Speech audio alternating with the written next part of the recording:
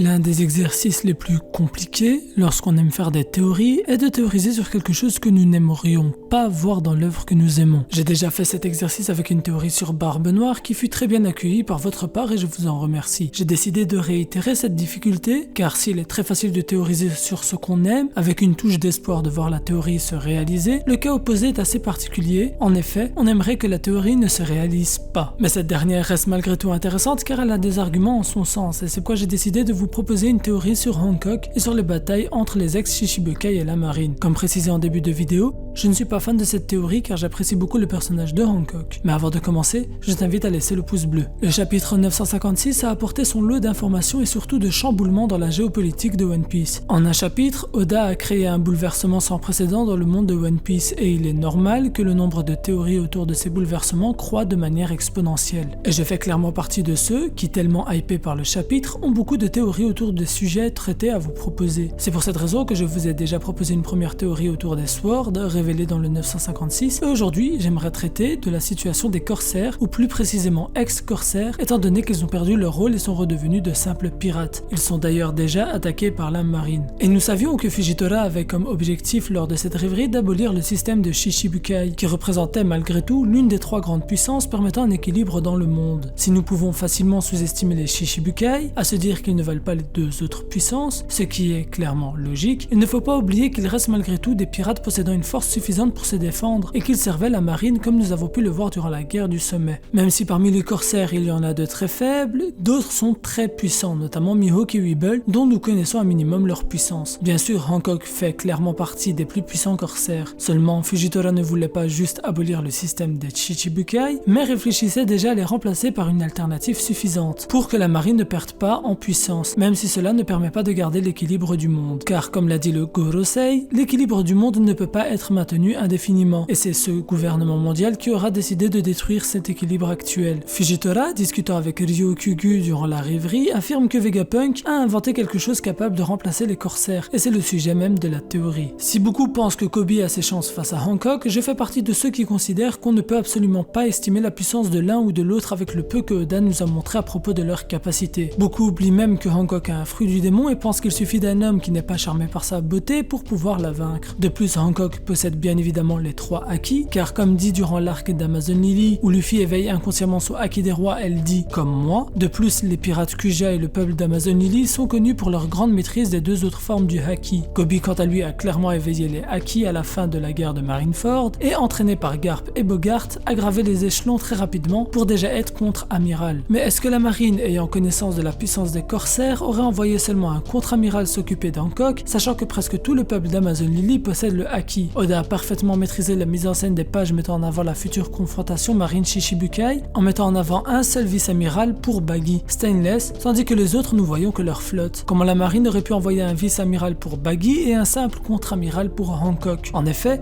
Kobe a été mis en avant en tant que membre des Swords et afin de faire la transition entre la situation de Wano Kuni avec l'alliance Kaido Big Mom et la situation hors de Wano Kuni, la situation donc mondiale et les répercussions de la rêverie. Kobe n'est certainement pas le commandant de la flotte ayant eu l'ordre de capturer Hancock mais en est un membre. Il y a de fortes chances que chaque flotte ait un vice-amiral comme commandant et cela ferait plus sens. Pourquoi seulement Baggy aurait droit à un vice-amiral alors qu'il est le plus faible des corsaires? Si Oda n'a pas montré quel est le vice-amiral qui s'est rendu chez tel Shichibukai, il y a une raison simple, ne pas permettre au lecteur de comprendre l'issue du match en un chapitre mais garder le mystère plein un peu plus de temps. De plus, les Shichibukai ont été destitués car Vegapunk a trouvé une alternative qui doit encore faire ses preuves et je pense que c'est le moment opportun pour les mettre en avant. Quoi de mieux pour montrer la nouvelle puissance de la marine qu'en capturant les corsaires avec cette dite invention? Et si c'est bien le cas, cela expliquerait pourquoi la marine a ordonné directement la capture des Shichibukai. Car en réalité, la situation et la crise mondiale est suffisamment grande pour avoir comme priorité autre que des pirates comme Mihawk et Hancock